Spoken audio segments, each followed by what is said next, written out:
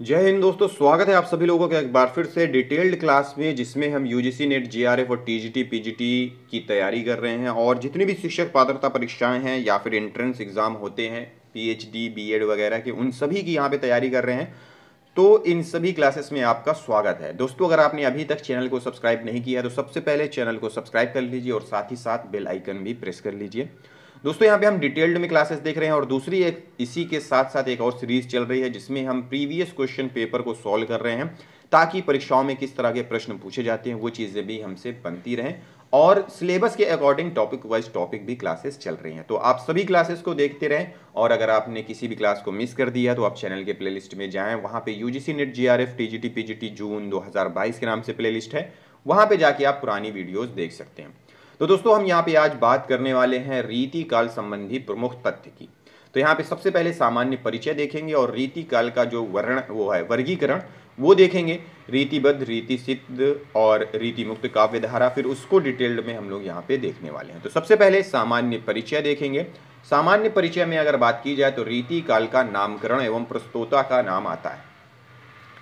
तो नाम और प्रस्तोता के नाम यहाँ पे दिए हुए हैं। रीति काल को अंधकार काल किसने कहा है? त्रिलोचन जी ने। और कला काल कहा है डॉक्टर रमाशंकर शुक्ल रसाल ने और भगीरथ मिश्र ने। रीति काल को रीति काल कहा है डॉक्टर जॉर्ज ग्रियर्सन ने और आचार्य रामचंद्र शुक्ल ने।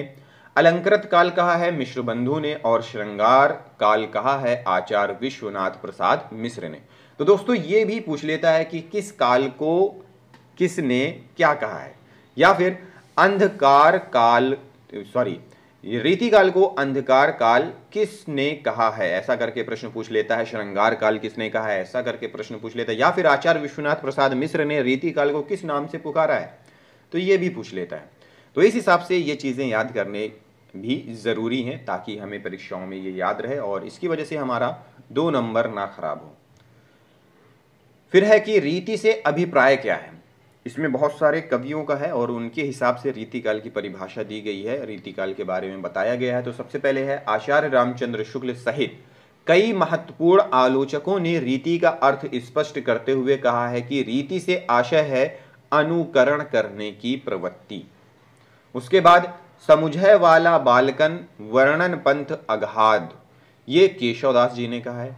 रीति सुभाषा कवित्व की वर्णन बुध अनुसार, ये चिंतामणि ने कहा है। सुकविन हूं कि कछु कृपा समुझी कविन को पंथ, ये भूषण ने कहा है। सो विश्रब्ध नवोड़ यो बरनत कवि रस रीति, मतीराम जी ने कहा है। अपनी अपनी रीति के काव्य और कवि रीति, देव ने कहा है।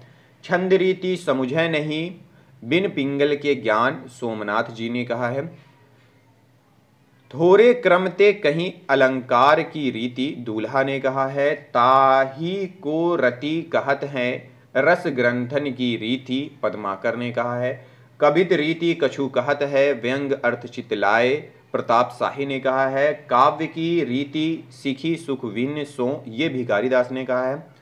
फिर है कि अरु कछु मुक्तक रीति लखी कहत एक उल्लास, भिखारीदास जी ने कहा है। फिर है कि बंदऊ सुकविन के चरण अरु सुकविन के ग्रंथ जाते, कछु हाहू लहो कविताई को पंथ, ये भिखारीदास जी ने कहा है। फिर बात करते हैं कि रीति काल के प्रवर्तक एवं उनके प्रस्तोता के बारे में। रीति काल के प्रवर्तक, प्रस्तावक हैं, प्रवर्तक हैं और रचनाकाल है। आचार्य विश्वनाथ प्रसाद मिश्र, प्रवर्तक हैं कृपाराम, 1541 ईस्वी रचनाकाल है। फिर है डॉक्टर नगेंद्र, प्रवर्तक हैं केशवदास, 1555 से 1617 ईस्वी के आसपास। फिर है आचार्य रामचंद्र शुक्ल, चिंतामणि, प्रवर्तक 1643 ईस्वी के आसपास। कृपाराम को कालक्रम की दृष्टि से, केशवदास को रचनाकाल कार व्यक्ति की समृद्धि की दृष्टि से तथा चिंतामणि को रीतिकाल की अखंड परंपरा चलाने की दृष्टि से रीतिकाल का प्रवर्तक माना जाता है। ठीक है। फिर है कि रीतिकाल के उदय की पृष्ठभूमि। रीतिकाल का आरंभ उस युग में हुआ जब राजनीतिक दृष्टि से मुगल सत्ता भारत की केंद्रीय सत्ता के रूप में प्रतिष्ठित थी। जब मुगलों का यहाँ पे साम्राज्य स्थापित हो गया था पूरी तरीके से, तब ये रीति काल का यहाँ पे प्रभाव बढ़ा। सामाजिक रूप से यह काल भी सामंतवादी स्थितियों का ही काल है। इस युग में फारसी काव्य परंपरा का भी हिंदी पर प्रभाव पड़ने लगा। फारसी काव्य परंपरा की प्रमुख विशेषता यह है कि इनमें कविताएं प्रायः प्रेम के विरह पक्ष पर केंद्रित होती हैं। रीतिकाल के उत्तरार्ध का समय केंद्रीय मुगल सत्ता के टूटने का समय है। इस समय मुक्ति की भावना दो रूपों में हिंदी कविता में पैदा हुई, एक रीति मुक्त और दूसरा रीति इतर। रीतिकाल में दरबारों के बाहर भी कविताएं रची जाती रही हैं। रीतिकाल की गैर दरबारी कविताओं में प्रायः दो परंपराएं थी, नीति काव्य तथा भक्ति काव्य। इसके अतिरिक्त इस काल में पहली बार स्वतंत्र रूप से नीति काव्य की परंपरा का विकास हुआ, जिसमें लोक भाषा में लोक जीवन के उदाहरणों के आधार पर नीति काव्य कहे गए। अब बात कर लेते हैं रीतिकालीन काव्य की विशेषताओं की। सबसे पहली विशेषता है काव्य तत्व और आचार्यत्व का मिश्रण। शास्त्र और रचना में समानांतर पार्थक्य रहा, लेकिन रीतिकाल में शास्त्रीयता और रचनात्मकता का यह समानांतर पार्थक्य खत्म हो जाता है। केशवदास, चिंतामणि, भिखारीदास और पद्माकर जैसे रचनाकारों की मूल चिंता संस्कृत काव्यशास्त्र के नियमों के आधार पर रचना करना और उस शास्त्र को लोक भाषा में रूपांतरित करना है। इसलिए इन कवियों को आचार्य कवि भी कहा गया है। दूसरा है अंतर्वस्तु के रूप में श्रृंगार का चयन। श्रृंगारिकता रीतिकाल की प्रमुख विशेषता है। श्रृंगारिकता की यह चेतना रीतिकाल में सामंती परिवेश और शास्त्र द्वारा समर्पित है। रीतिकाल की श्रृंगारिकता में काम शास्त्र, नायिका भेद और गृहस्थिक संबंधों की दिनचर्या का फैलाव है। फिर है अलंकारिकता के प्रति अत्यधिक सजगता। रीतिकाल में कविता की अंतर्वस्तु की तुलना में उसका रूप महत्वपूर्ण हो गया। रूप का सीधा संबंध अलंकृति से है, इसलिए कवियों ने अलंकार को कविता के शोभा कारक कर्म के रूप में नहीं बल्कि उसमें चमत्कार और चकाचौंध उत्पन्न करने के लिए अपनाया। फिर है चित्रात्मकता और नाद सौंदर्य। रीतिकाल की चित्रात्मकता को प्रायः सभी आलोचकों ने स्वीकारा है। चित्रात्मकता रीति काव्य की अति महत्वपूर्ण विशेषता है। प्रकृति चित्रण रीति कवियों का प्रकृति चित्रण सामान्यतः उद्दीपन विभाव के रूप में ही हुआ। बादल, चांदनी, मलय समीर, नदी और वसंत जैसे प्राकृतिक उत्पादों को रीति कवियों ने अपना विषय बनाया। प्रेमानुभूति की मांसलता, प्रेम रीति काव्य का केंद्रीय विषय है, लेकिन सामंती वातावरण के दबाव और रुचियों के कारण इन कवियों ने प्रेम की नितांत दैहिक और उत्तेजक प्रसंगों एवं चित्रों को ही अपनी कविता में व्यक्त किया है। श्रृंगार और भक्ति का गठजोड़। श्रृंगार रीति काव्य का मुख्य उपजीव्य है, लेकिन उनके साथ इस काल के कवियों ने राधा कृष्ण के बहाने अपनी भक्ति भावना को भी स्थान दिया है। रीति कवि भक्ति भावना को गंभीर, प्रौढ़ और आंतरिक रूप से अपनाने में समर्थ नहीं हो सकता। वीरता और राज प्रशस्ति तथा नीति। श्रृंगार चित्रण के अलावा रीति काव्य के कुछ कवियों ने अपने आश्रयदाताओं की वीरता का भी प्रभावपूर्ण अंकन किया है। भूषण इस वीर गाथात्मक परंपरा के मूर्धन्य कवि हैं। सबसे ज्यादा भूषण जी ने किया है। काव्य संगठन। रीतिकाल की कविता आधुनिक आलोचना की शब्दावली में शुद्ध कलात्मक कविता है, इसलिए इस कविता में कलात्मक कसाव और अभिव्यक्ति की लाघवता का अपूर्व मेल है। अन्य विशेषताएं हैं कि रीति की सर्वाधिक व्यापक प्रवृत्ति नायिका भेद और श्रृंगार रस का विवेचन है। रीति काव्य की भाषा में ब्रज भाषा के अतिरिक्त अरबी, फारसी और देशज शब्दों का भी भरपूर इस्तेमाल हुआ है।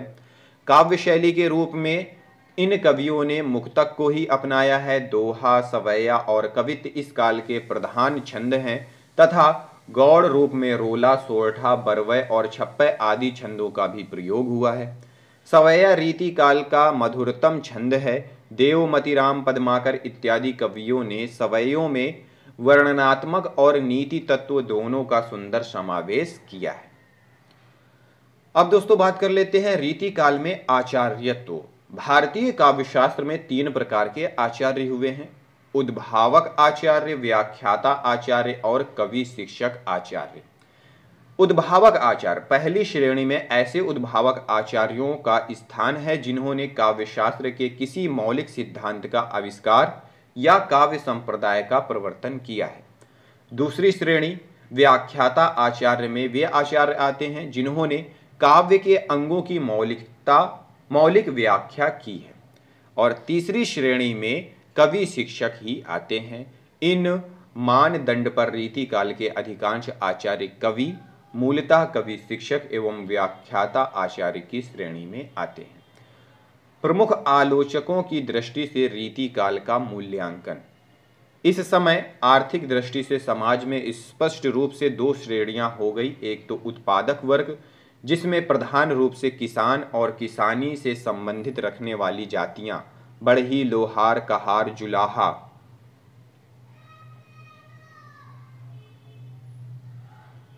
जुलाहा इत्यादि थी, और दूसरी वर्ग भोक्ता, राजा, रईस, नवाब आदि या भोक्तृत्व का मददगार था।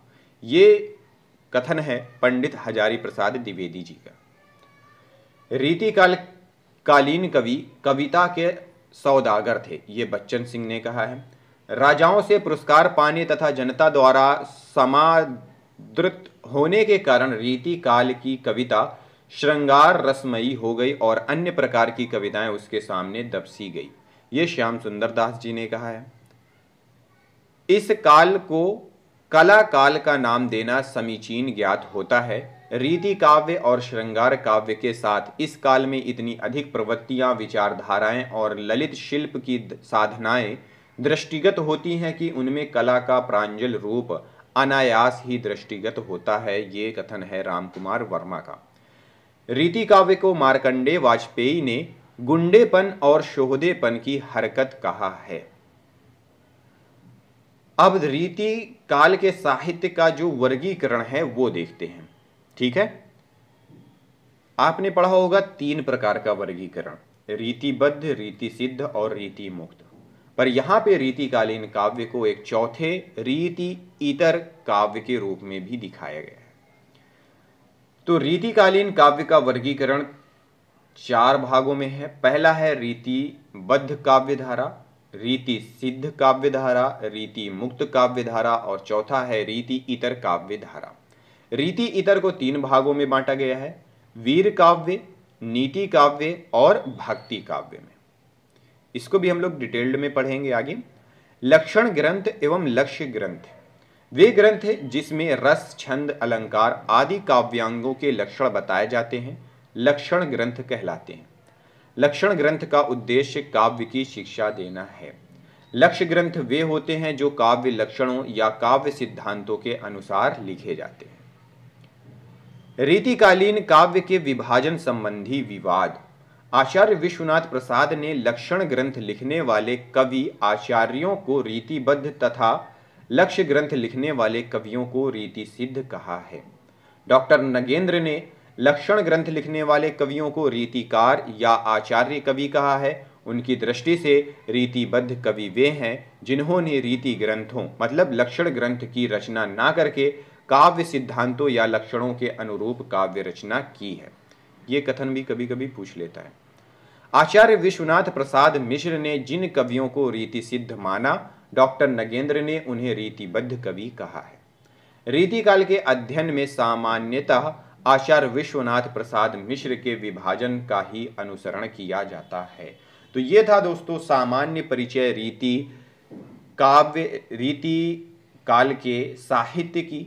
अब हम देखेंगे रीति काल का जो हमने वर्गीकरण किया है: रीतिबद्ध काव्य धारा, रीति सिद्ध काव्य धारा, रीति मुक्त काव्य धारा और रीति इतर काव्य धारा। इनको हम डिटेल्ड में अगली क्लास में पढ़ेंगे। मिलते हैं अगली क्लास में अगले टॉपिक के साथ। इस वीडियो को देखने के लिए आप सभी लोगों का बहुत बहुत धन्यवाद।